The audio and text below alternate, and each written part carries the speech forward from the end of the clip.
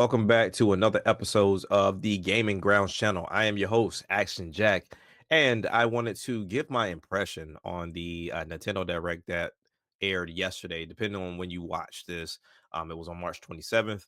I didn't get an opportunity to kind of come on and, hang out with the fellas on the Winging It podcast to kind of, do a live, response to what was showcased solely because I was stuck at Chick-fil-A. It was we had placed the order and they somehow just didn't have it. So I was like the last man standing and I had to get them to remake it. But all in all, I just wanted to kind of give my impressions on one, the games that I actually, liked from the presentation. But then also two, kind of give my take on the Nintendo Today app as well as this the digital game card, the virtual game card that they announced going into this next week's direct, talking about the Switch 2. So to kick it off, we have Shadow Labyrinth. Now, I'll admit, the first time I saw this game, I was one confused. I had no idea what this was about. I understood it had Pac-Man in it, but just didn't understand why Pac-Man was in it. But when we saw the game yesterday, um, I might actually like this. I think the real thing that caught my eye was solely the fact that you can eat the other monsters or eat certain things, and then I guess in a way inherit what it is that you've eaten. And it kind of put me in the mindset of Castlevania, like the Dawn of Sorrow games, those games that were on the DS, to where when you kill certain monsters, you will get certain powers from those monsters, whether it be flight or just getting certain like transformations, whatever the case would be, to utilize those monsters or utilize bones to help you fight. I think that's a pretty cool way of showing progression within your character. And then also too, seeing that you can fuse with Pac-Man and turn into, I think it was called Gaia, and become this big monster, big whatever you want to call it. And because I'm playing Xenoblade at the time, this big scale that you could turn into to actually, you know, um, fight within the game. So I'm looking forward to seeing more about the game. I know we saw it not too long ago. If it wasn't in a previous direct or in a state of play, but I know we've seen this game previously. And that's when we first saw it, and it just kind of went over my head. But to see it the second time around, I'm very, very interested to see what comes from this game, right? And I think that is set to release on July 18th of this year. So going into the next game, we have Patapon 1 and 2. Now, Patapon 1 and 2 are one of the very few games that I actually liked on the PSP. Uh, for me, whenever I got the PSP, we played like a handful of games. But then mainly it was used for like emulation. Like when that was hot on the emulation scene, my sole job was to take everybody's PSPs from school, even some of my mom's coworkers, take their PSPs, mod them and then throw old Super Nintendo games on them. So that was kind of like my main use case for my PSP. But Patapon 1 and 2 were like essential games that I remember playing. And then also I'm still playing to this day. I like the rhythm based games. They're fun games. It poses a challenge, but then this also had a different spin on it, depending on what formation of, combinations that you put into your controls depended on, I mean, it kind of depended on what they would do on screen. So whether it was attack or march forward, it was just a different level of game, and then also kind of adding to your army and assisting in the game in that nature. So to see Patapon 1 and 2 come out of the clear blue sky first and foremost is surprising, but then also seeing it come to Switch is also surprising as well, because this is still a Sony IP. While Bandai Namco may be publishing the game, it's still a Sony IP. So maybe this could speak volumes to what happened to the Japanese games that we are not getting on Sony. And maybe Sony sees the writing on the wall the same way that we all do. The Sony fan base just do not buy these games. They like the cinematic games, the over the shoulder third person type games, and that's kind of what they're leaning towards. So if you want more bang for your buck, for sure, get Patapon on the Switch, get it on a Nintendo console, and watch it go. At this point, I can foresee a lot more. Gravity Rush was one of those games that was talked about on Twitter today and yesterday of another set of games that could actually come over. And we at the Winging It podcast, we've talked about um, you know, Astrobot coming over. Like Astrobot for sure did not get the love that it deserved over on the PS5. And for somebody that bought the PS5 again solely for that game, 100% of it, yeah, it's worth a purchase for all Sony or PS5 holders. And if it comes over to Switch, I'll be double dipping. So this is a good look to kind of see Patapon coming over. I'm just interested to see uh, what they do with it, if they add anything, or if this is just a game that they're just kind of porting over and going from there with it. If I'm not mistaken, yes, set to come out July 11th. I'm looking at it now, so it's set to come out July 11th. And what's interesting is, like I said, this could read into more of the Sony games coming over. To go into the next game that I was very interested in, Metro Prime 4 Beyond. We saw just a little bit of this game the last time they showcased it. I think it wasn't enough to really appetize anybody for real. I think most people looked at it, said cool, and then just kind of went about their merry way. And for me, I think Metroid needs a big push solely because while a lot of people talk about Metroid, they don't necessarily purchase Metroid, right? So I think Metroid really does need a huge media push. It needs a lot of love because they're great games. They really are great games, and for this huge push for first party, or not first party, but first person shooters, I mean, it's one of the greats. There's more than just Call of Duties out here. There's more than just your standard arena shooters or battle royale games. Like Metroid is top tier when it comes down to first person shooters, and one of the only first person shooters that I play because I don't like first person shooters. So it's definitely something that needs more love. I love what they showcase, the psychic powers that Samus now has. I'm pretty sure there's more powers that's going to be they're in the game that you can actually gain, and then also seeing that special suit at the end of the trailer. So I don't know what that suit will do, but I'm pretty sure because it is retro, it's going to be something that we probably won't even think of. They're throwing the psychic stuff at us up front to distract from what they showcase to us at the end, and then also seeing those powers of you being able to navigate your shots when you have those psychic powers to hit multiple enemies. So I think we have a very interesting game in store for sure. And I'm looking forward to it because it'll definitely be a day one for me. All right. To go into the next game, Rift of the Necro Dancer. This game I've had my eye on for some time when it first got announced. Because once again, I love rhythm-based games. If you were to ever ask me, what are your top three genres within gaming? It'll be platforming, rhythm-based games, and it'll be sports games. Like those are my top three. And if you go one more, puzzle-based games. Um, these are easy to pick up, have fun, have your challenge, best to share with family. And then it just really brings in music. And so with the music, as you all know, I create music. So it kind of touches both of my hobbies, if you will. So I love music, I love the rhythm-based games, and I love video games in general. So this really just kind of covers all bases when you talk about actual video games.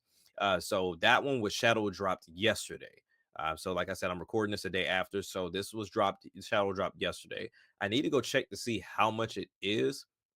Because I didn't get an opportunity. I think I saw this real quick and then I had to go watch it again today, just to kind of refresh my memory on what all was showcased and what was seen. And I even got up on the second screen now just to make sure I'm on point with what I'm talking about. But I need to go and check the price of this game. But for sure, it will get copped with it being shadow drop, so it's already here. So don't really have much to say on it because I mean it is very self-explanatory. It's not too deep. There's a lot of cameos within the game, from Celeste, and then even from the pizza game that came out that's very reminiscent to the Wario Land games. So I'm definitely looking forward to purchasing that probably after I get done recording this video. To go into the next game that does not have a release date still. I know we'll probably end up getting a release date next week. That's my thought process. We'll probably get a release date on this game next week. And that is Pokemon Legends Za. I'm not calling it ZA, I'm calling it Za. That's Zaza. So this game, I saw the comments on Twitter before I even saw this, and I saw a mixture of disappointment and also excitement, right? So when I got an opportunity to watch it and to look through it, and I even saw it, a little bit with Geronimo when he showed it off as well. Uh, I like what I see. Like I like what I see. If you're complaining about what this game looks like, because I know people were doing like those super zoomed in pictures before when we first saw it, this looks better than what they showcased to us the first time. I don't know. I know I have impaired vision. I know, but I wear glasses. I have 2020 with these glasses, and I'm very certain that what we saw the first time and what we're seeing now are different. Like I like what I saw within this game when I watched this trailer. So everything looks clean in this, the environment in itself looks clean. The idea of the game seems very interesting. I had no idea that they would change up how things would function from day to night.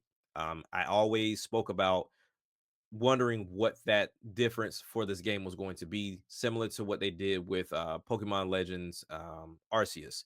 Like they went and they gave us different battle styles. So I think it was what Agile and oof, I am forgetting those styles, but you know what I'm talking about. The two styles that they have within those games. So I had a feeling, because this is a Legends game, that they would introduce something different within to the battle system that would differ from your standard mainline games. So we saw daytime you go into these zones to catch these wild Pokemon, and then at night, you have the Za Royale, where you go and you battle a bunch of trainers that are just walking around with their Pokemon and just ready to throw hands. You know what I'm saying? So we had already seen that the battle system in itself had changed, because you can now move around with your Pokemon and have them fight, dodge, and then also doing the special effective moves at the pristine time would help you. I think the main showcase that we saw on the trailer itself was Diggersby was able to do a dig move right before he was to be shot with water. And as soon as the water went away, he came for the dig and bam, hit him. And then bam, special effective is done. The match is over. Right. So I think that is genius, because now we're talking about strategy on a different level for those that didn't do the use the items, as far as like the hyper items, the different vitamins that you can give your Pokemon to give them a boost within defense and attack. If you were not into that, I think this could easily be a better system for you to work out strategy. I think I've spoken about it on the Winging It podcast before, of something similar to this that was actually introduced. I want to say it was initially called, what was the game initially? I was like Final Fantasy 11. I think it was initially called, but then it ended up getting the title changed. I could be wrong on that title. So don't yell at me for that one. But essentially, the idea that I had on paper was have something similar to this, to where you're keying in actions as your Pokemon fights, but after you keyed in your action and after the CPU keys in their action, or whoever you're playing against keys in their action for their Pokemon to do their move, then there will still be movement and fighting happen. It wouldn't affect the Pokemon's HP. It's just more of like a cinematic thing. You know what I'm saying? So it's giving off the visual that these Pokemon are still ducking and dodging each other, still fighting each other, still going at it, as you and the other Pokemon trainer are preparing for them to execute another attack, or a defense move, or swap out Pokemon, whatever the case may be. I think that in itself looks very entertaining. Now, this is different because you're controlling the movement and what have you, but I felt like it would be a very cool way to, one, actually see Pokemon hit each other. I've always wondered why that hasn't been a thing, and at one point in time, I thought it might have been something coming from the Pokemon Company or Game Freak or whoever, to make it a little bit more friendly and to not see actual violence of Pokemon hitting each other or making contact. Even though they're fighting, they're not actively making contact, from your viewpoint. But then when you look at the anime, I mean, they make contact all the time. So I don't know, but ultimately, I think that would be a good next move if they succeed with this, which they will. Is go to that next step of, hey, let me select, my attack, have them be like the anime, jumping off of rocks, jumping off of this, especially if we're talking about using quick attack and kind of seeing them, do like the after image and, having the other Pokemon look confused. So that means it's going to require a lot of animation. It's going to require a lot of, responses, whether it's from a bigger Pokemon like Onyx or Steelix to smaller Pokemon such as like Pikachu or Charmander or whoever. So I think that'll be actually pretty good. But I feel like the only way they can actually pull that off without burning themselves out, take it back to like one generation. Like don't put all 1,000 plus Pokemon in that particular game. Take it back to the first gen if you have to. Like take it back to the first gen. You'll get more people in because they're still in love with the first 150 and or 151, excuse me. And then you can try to execute this and see what it looks like and start building out those animations, right? You think about Smash Brothers to where they have to go back, and every time they add a new character, they have to go back and make sure that they're scaled properly for each fighter that's already in the game, and then probably have responses. And then for those games that have like talking pieces, like the Dragon Ball games, when you pair them up with a certain character, whether it's Goku versus Frieza, Vegeta versus Frieza, Goku versus Vegeta, Gohan versus Piccolo. Like they have certain dialogue that is particular to those two characters, right? So I think that'd be pretty dope. But yeah, I'm looking forward to this game. I love Legend Arceus. So Legends will definitely be another one that I will purchase, and I am definitely looking forward to this game. Now we're going to the next game that I feel like, in my opinion, was the game of the show. It is one of my favorite series. It is kind of in tandem with another series that I love very much, but that is Rhythm Heaven, and the game is called Rhythm Heaven Groove. So, Rhythm Heaven, I played on the Wii. I believe that was the first game, and it was like 10 plus years ago when that game released. And I always put it par and par with, I'm at par, not par and par, putting it piece and piece with Wario, with the WarioWare games, because those are mini game based. And sometimes they're rhythm, sometimes it's just more of like a spur of the moment situation, but Rhythm Heaven is strictly rhythm. So whether you start off on one level and you're only doing one thing, and then eventually you'll do the next thing, next thing, next thing until you get to the mega mix, I think is what it's called. And then it does a combination of everything that you did within that first section. So I'm definitely looking forward to this game, and I think it's going to always be the replacement of Elite Beat Agents to me.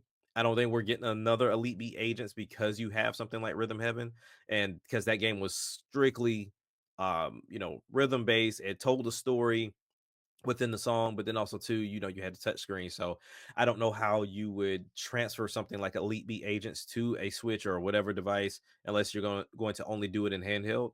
But I think this kind of took the place of that game. So Rhythm Heaven Groove is a game that I'm definitely looking out for. Was very disappointed to see that it's coming in 2026 though. And very Nintendo typical fashion. They told us all of this stuff was going to be 2025, and they always give you an announcement for a game in a later year. I don't know why they do that. It's like, don't even mention what games are like that time frame at all. Just tell us games are going to be there. Give us like 30 minutes and just say what you're going to say, opposed to giving us this timestamp. I don't understand why in the world they do that. But we went into kind of like a montage after that, to where we got a couple of games.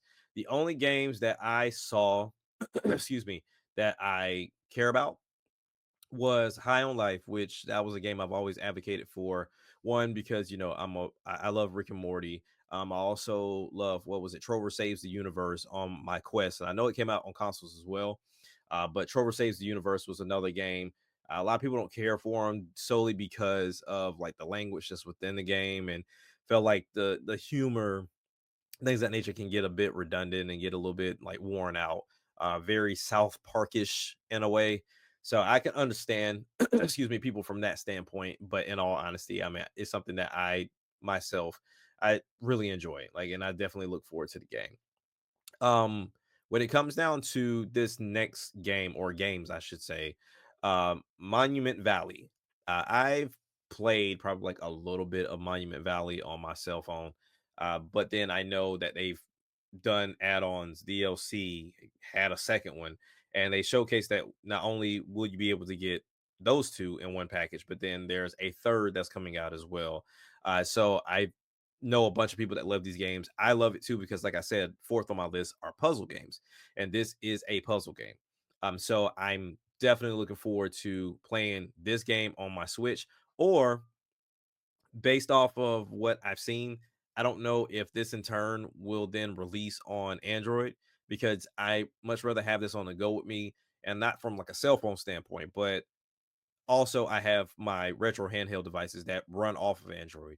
So that will be pretty interesting too, because I essentially have Android devices dedicated to my Android games. I don't use my phone for any gaming really. I use my Android devices that also kind of double as my retro handheld. So I mean, it depends on how it feels. Depends on pricing, because things tend to be cheaper on Android because it's Android versus on these home consoles. So we'll see. But I once again, like I said, it's something that's within my alley, so I'm definitely going to pick it up. The next game that one is not expected, two is in my top three of genres, but also three, it's a game that I love, and I go and I will die on the hill saying that this is better than Mario Golf, and that is Everybody's Golf Hot Shots, which I'm confused by the title because if I'm not mistaken, Everybody's Golf was a different title from Hot Shots, or the name was different just in a different region. And so we got Hot Shots here, and then Everybody Golf was in Japan. I'm not sure. I could have sworn these were two different titles, and to see them in the same title now is kind of confusing to me. But all in all, uh, this is my shit right here. I love the hot shot games. I love the hot shot games because I feel like they not only handle the game properly, but then also they give you a fine balance between having skill and then also having that arcade feel to where anybody can jump in, similar to Mario, right? But the character customization, unlocking the different characters, the different spins that you can put on the ball, and going into those different cups and the costumes and everything else that you can do within this game. And I've always liked this more. Like, Mario Golf is cool, like, don't get me wrong, I'm not saying that it's a bad game and that this trumps it. It's just, if you put both of them in front of me, I'm choosing Everybody Golf or Hot Shots, or however you want to frame it, because I just feel like they're, to me, they're better games. I feel like they're better executed games. Even with this latest Mario Golf that came out, I also have Hot Shots on my Quest, which I play, and I've bought that too. So I think I've played damn near every Hot Shots game, and this is yet another Sony game, Sony IP rather, that is coming. So, like I said, it just leads to believe that if you don't think it's gonna sell on on the PlayStation, bring it on over to Nintendo because both this game and Patapon are coming, and they're not going to Xbox. Which a lot of people say, I wonder why. Nah, it's called being petty, and that's just that's just the nature of the game, right? But it will sell. If this game does not sell on the Switch, I'd be thoroughly surprised. And that's, because this is the space for it. For those of us that really love the Mario sports games and realize that Nintendo kind of phoned these last ones in, like whether it was tennis, golf, soccer, like they kind of phoned them in. They didn't feel as good as the GameCube variants, or hell, even some of the Game Boy Advance variants, like that were coming from Camelot. So I don't know what happened, but I will say I know a lot of them got love after the fact, but not the love they should have gotten. But Hot Shots definitely tends to come with a lot. Like they come very well packaged, or have DLC that comes along with them. So I'm curious to see what the whole package of this game looks like, and what we get from it, the pricing, as well as I don't know if they even told us when we were getting it. Yeah, I don't think they told us when we were getting it. I don't believe. Uh, but I could be wrong. So if I am wrong, then definitely I'll put it up on the screen. So then we're gonna go into something that I really didn't expect: Marvel Cosmic Invasion, made by Daimyu. They have been killing it. I still have to get the Power Rangers game of Rita's Revenge. Of course, I have TMNT, but they smoke it with these side scroll beat 'em ups. Like they smoke it every time. I don't think I really have to explain much on this game, to be truly honest with you. But much in I saw for some people, I'm on the same page of the disappointment of the release time frame. But I mean, it is what it is. That emu tends to take their time to ensure that the games are right. And I can say, like, there's never once I've bought one of their games and been disappointed with the product in itself of what we got. Now we're coming up to the very last game. Actually, you know what? One game that I think I am missing, and I can't remember the name of this freaking game. And as I'm scrolling through now, I still don't see it up here on this list, but I know it was on the direct itself. It was a indie game, to where it was like this older gentleman that had a cane, and he was, matter of fact, here it is: The Eternal Life of Goldman platformer. Like I'm saying, they were knocking out the park on my top genre games. And Eternal Life of Goldman looks interesting to me because it was not only hand drawn, but then once again it's a platformer, and he had like the Scrooge McDuck bounce on the cane. Because for anybody that has played those games, from the Disney, what was it, the Disney Saturday morning cartoon pack, and then you had DuckTales 1 and 2 that was like on the NES that you could have played.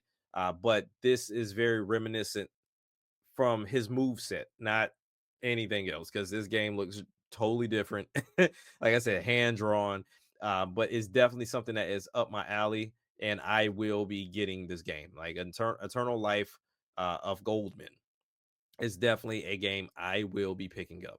Now, let's go back to what I was saying. So the very last game that was showcased was Tamagotchi Life: Living the Dream. Me and Andre have been going back and forth on Twitter, kind of talking about some of the things that we would like to see pop up, based off of what Tamagotchi Life was on the DS. And that was the ability to create Miis. Now, I know you have your different Miis within some of these games, especially like the Nintendo Switch Sports games that you can create. But those are kind of like advanced Miis, and I know some people don't like them. I like those new styles, opposed to like the old school Miis that don't have any feet, or their hands are like disconnected from their arms. Like I don't care for those Miis. Like I like these new Miis that we have within Nintendo Switch Sports. But looking at this game, I mean, it's very Tamagotchi life, and is something that's very interesting, solely because if you've ever played these games, you can create and have all these Mii's within this game and just let them live life, and some of the weirdest crap can happen. And I think, to give a fine example, I remember, I had created my whole family at the point in time, and then also I had downloaded some Mii's, because you had the ability to download Mii's and have them on your Wii. Well, not your Wii, but your DS, the 3DS at the time. So with that, you would literally just go and check in on them. And I had, like, my mom would, like, go and throw hands with Reggie from time to time, and I don't know why. Like, they would always get into it, but it would just be some of the most wacky, random stuff. Like, granted, you can't control it, you're just kinda watching it live out. And I think, one, is great content for content creators if you wanna, like, make a whole series about it, but then also, two, it's just a fun game, and I'm pretty sure Nintendo's gonna put, like, a different spin on it, opposed to just, "Oh, we're in a new location, and it looks better." I'm pretty sure they're going to give it a little bit more love and allow you to do a little bit more with this particular game. But I'm definitely looking forward to this as well. But once again, the disappointment with this is the whole 2026 thing. Yeah, I'm just like, don't tell me about it if I can't get it anytime soon. So that is all the games that I found interest in, which was quite a bit. So this was like a B to A ranking for me as far as directs go. And I'm pretty sure next week's direct is just going to go into the S tier 100% solely because we're finally seeing a new console. You can't really beat that unless the console just sucks. But with us already knowing what the Switch is, this UI, how they maneuver, everything else that comes along with it, I think this is going to be amazing. But I did want to speak about two other things. Outside of the game front, we got the Nintendo Today app, as well as we heard about these virtual game cards that we have. So first, the Nintendo Today app. I don't know if this was just an Android thing because I didn't like checking on my iPad, but whenever this got announced, I saw this direct a little bit later in the day, but that app was almost impossible to find. The only way I was able to find it and download it was because Game Explain had a link in their description that navigated me to the website version of the Play Store, and it was there. I saw Jay and Andre, they couldn't find it at first, even though they were like, "Oh, you got to put the exclamation mark after today and you'll find it." It just didn't come up. So I don't know if that was an Android thing or what, but I've had that issue before with Android to where something new drops, I go and look for it, and a lot of fake variants of that app will come up, but it won't show. But nonetheless, I do have the app and I already have what the Splatoon wallpaper. I have the calendar on my desktop as not desktop, my screen as a widget. I love what I saw. I saw like the little what was it, a little pigment comic short that was pretty funny. Like to see you pulling on like the red pigment and then you go through and see that there was one of those big ladybug looking monsters biting his feet. So it's literally getting pulled from two ends. I was like, my bro having a hard day right now. So it was pretty interesting to see that. Um, and then also too, like outside of you being able to kind of pick your theme between Mario, Zelda, Xenoblade, WarioWare, Donkey Kong, all that stuff as far as views wise, but I think as far as the theme, you're gonna do Zelda, Mario, um, Splatoon, and there was another one. I'm blanking right now because my phone's not with me. But I like the app for one of two things. One, it looks clean. I think it's probably going to be something that's going to be paired with whatever's on the Nintendo Switch 2 system. They said that the update's going to come in like late April for the Switch, so we're going to see probably differences on the main screen for the Switch, and then also it'll already be baked in when it comes down to the Switch 2. But the second reason why I like this, and I put this in the comments of the live stream on the Winging It podcast, this is how you control the narrative. This is how you control everything. You literally have an app which they've stated they're going to post every single day, something every single day. They're not going to, leave any days blank. You have a whole calendar. If you don't know when the game is dropping, you can literally go take a look at it on the calendar. You can get all the information you need from them. Now they have like an event page on the Switch that's similar to that, but it's not the same. But I feel like this is the way you control it, right? We have so many different outlets. We have content creators now. You still got big media platforms such as IGN, and things tend to get miscued.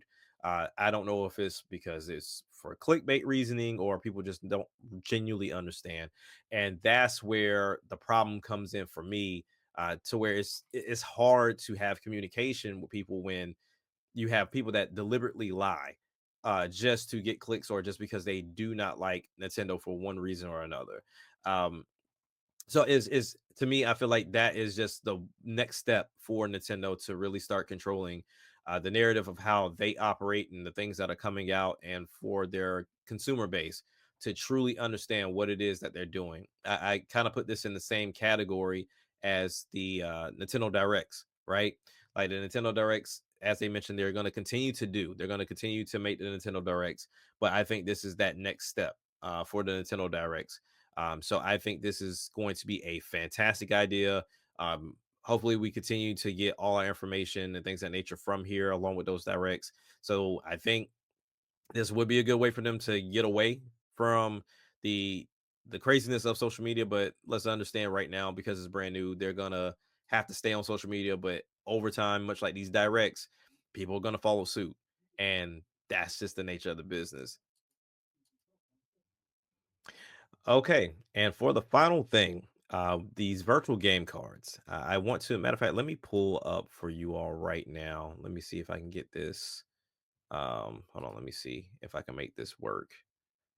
Um, okay, so we have up here the virtual game cards section on the Nintendo page. Now, I don't know, and maybe it's just me, so I'm not gonna judge anybody. But for the level of confusion that I heard coming from this particular section of the direct, I don't know if it's purposeful or if people just genuinely didn't understand what Nintendo was trying to do with this or understood how this functioned. I think they did a good job explaining like, okay, this is what it like what we're doing with these virtual game cards. Now, what more comes with it, that's a different story. But explaining how this works, I felt like was fairly simple. You go to the section of the virtual game cards for any digital games, not physical, but digital games, because you can already play physical games on any Switch console that you want to, and then also in this particular case, any Switch 2 console that you want to. But if you have a digital game, such as myself, I have Xenoblade Chronicles X digital. I can go to the virtual game card section. I can make it a virtual game card, and then if I want to send it to another Switch that's connected to my account, like it has to be connected to my account. I want to switch it to another one, then I make sure that they're connected. And once I do that, which they mentioned, you only need to do that one time. You don't have to connect these switches every time. Once they're connected the first time, they're connected forever until I'm assuming you disconnect them if you want to trade it in or do whatever with it or connect a different switch, if you will. So once I go into the section and I create this virtual game card, then I can take whatever system that is connected to my Nintendo Switch account as well as my Switch or Switch 2, and I can eject that virtual game card, send it to that other Switch, and then inject it into or insert it into that next Switch. And therefore, that game now belongs to that particular Switch. I think it is a faster way than you having to go to the eShop and re-download whatever game you've purchased from the eShop.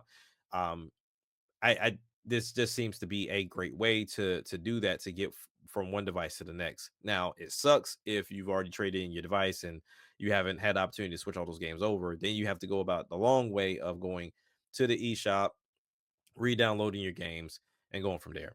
But then also too, you have the ability to have anybody that's on your family account, from what they mentioned, and just lend it out to them. So it says here you can also lend out virtual game cards to your Nintendo account family group members. Just connect to your family group member system via local wireless when you want to lend a game. Both systems must also be connected to the internet. And then, of course, you can lend out one game per account for 14 days. Now, this is a borrow system. I mean, honestly, at this point, in order for you to make money, you cannot allow for these games to just be given to people and then let it stay. I think that's kind of one of the things that consumers are happy about on other platforms of like, okay, I have my account connected to this other person's account. So whatever game they buy, I can get to. Like, it's cool, but I'm pretty sure a lot of these companies are looking at it like, okay, if you put too many people on your account, then pretty much we're missing out on a few sales, right? I don't know too many people that do it, but I do know some that do it. Hell, I mean, I think even I do it on the Quest side as well as on the Steam side with my kids. Because they stay with their mom from like most of the time, so they have their systems at at her house, and then when they come here, we can play together at the same time because we're here. But at the end of the day, when it comes down to it, like having somebody borrow a game for 14 days, I mean, if you're really involved in the game, I mean, hell, you have it beat within those 14 days and then it goes back after that. So I think this is a pretty cool way to allow people to borrow games, especially games that, your friend might be interested in, but don't want to spend the money on it or they're not certain and there's no demo. All right, let them borrow the game for 14 days and then let them have fun with it. And then bam, it comes back to you, no problem. So it was saying after the game is returned, the borrower will still have their save data, which is pretty cool. So it's not like they have to, redo it. And the first thing that came to my mind when I saw this was when I used to rent games at Blockbuster when I was a kid. And, the cartridges, like the save data was on the cartridges, and you would always try to find a way to get the cartridge that you had back, which was almost impossible because if somebody else came and got the game, they're deleting your save files and you just kind of going from there with it. But I think that's pretty dope. That it holds onto your save data, and then that way, whenever you borrow it again, or if you just didn't get an opportunity to finish it, you start off where you left off. So I think that's pretty cool. But it also mentions here both local wireless and internet communications are required for lending software. And please note that some games, such as games available only as part of Nintendo Switch Online membership, cannot be lent out. And I'm assuming that's something like F-Zero 99 and games of that nature, right?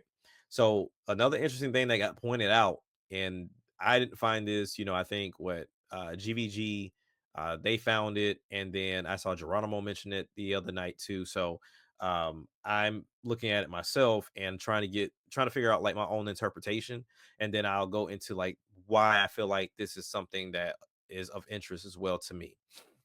So this mentions that available on Nintendo Switch, Switch Lite, and then also the OLED systems in late April 2025 of what I mentioned earlier, that this will be coming to the Switch and all the family of Switches at the end of April or towards the end of April.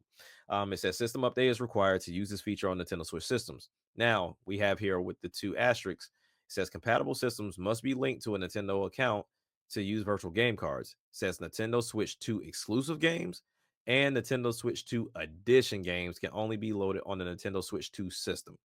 Now, this is the key thing that a lot of people are harping on because for me, my interpretation is yes, of course, we're going to have Switch 2 exclusive games. That's very common sense. But to call the other games Nintendo Switch 2 Edition games, which means to me, we're probably either A, about to come up out of pocket for Breath of the Wild Switch 2 edition, about to come up out of pocket for Splatoon 3 Switch 2 edition, or whatever game that really needed like a boost or needed some type of love. I don't think it'll be all Switch games because, of course, like the system is backwards compatible. So if you really don't care about the upgrade or whatever it's going to do, whether it's from a graphical standpoint or a frame rate standpoint, if you don't care, then of course you can still play your game. It's backwards compatible. But I think these Switch 2 editions are going to be like those enticing factors, right?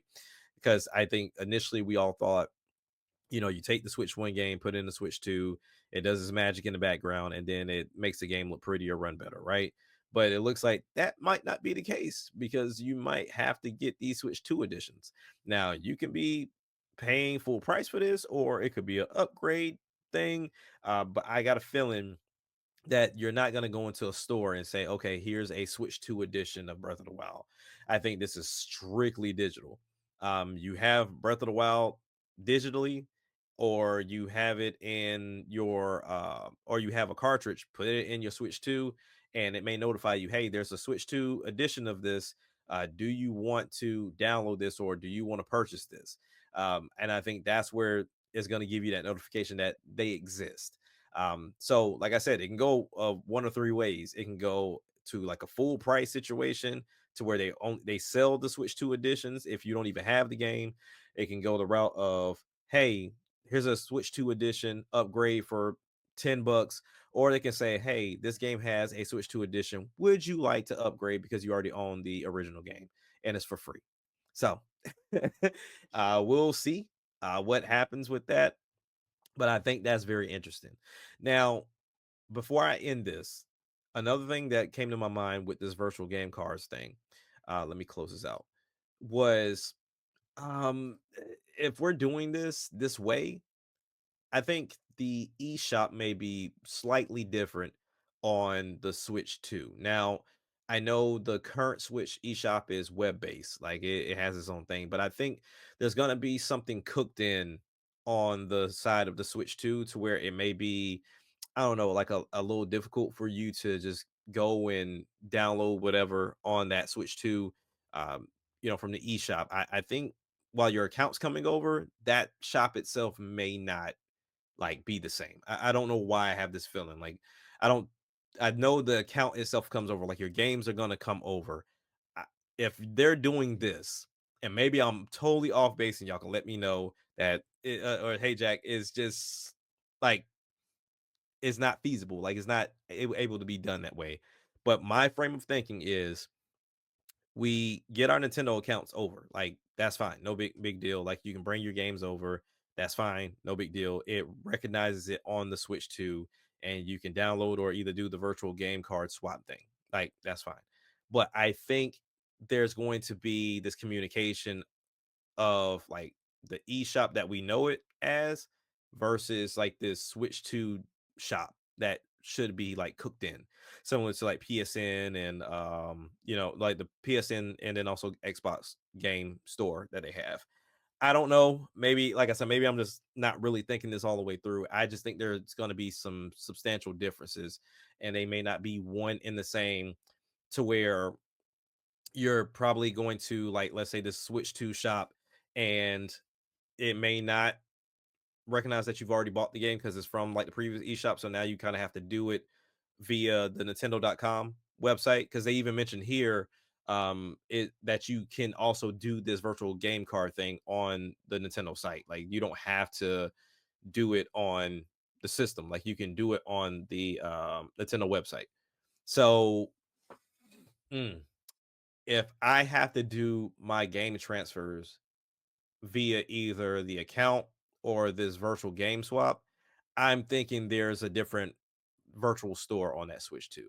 I don't think we're getting the eShop on the Switch too. I think there's gonna be, it may still be called the eShop, but it's gonna be something that's cooked in, which means that it functions better and that it runs better. So kudos to Nintendo for that, but I just don't foresee this being needed if I can still go to the eShop and download my games.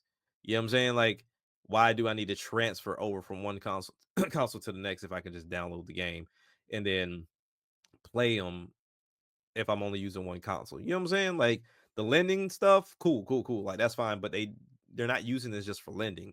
They're saying, hey, you have these digital games on your Switch, turn them into these cards and then transfer them over willy nilly, like no problem, opposed to saying, hey, if you already own Switch 1 games, just go and re-download them on the eShop when the Switch 2 comes out. And then for those of you that want to lend games, then yes, use this virtual game card thing to lend games. I don't know. I feel like there's some hidden agenda there. But we'll see next week. I'm pretty sure they'll let us know come next week. But yeah, just let me know if I'm off base with that or not, or maybe I'm just thinking too much into it. But yeah, that has been my thought process on what the Nintendo Direct was for me. The games that I was interested in. Um, the Nintendo Today app as well as these virtual game cards. I think they're very interesting and very useful going into this next generation, this 10th generation for Nintendo. So, are you interested in the Switch 2? Are you interested in any of these games, this virtual game card situation? Have you downloaded the Nintendo Today app? I almost said NBA Today app because there is one, but the Nintendo Today app. So yeah, just let me know down in the comments, and I appreciate y'all time. Look forward to seeing y'all next week, April 2nd at 9 a.m. to come chill with us to live stream the Switch 2 event. I'm your boy Action Jack, and I'm out. Peace.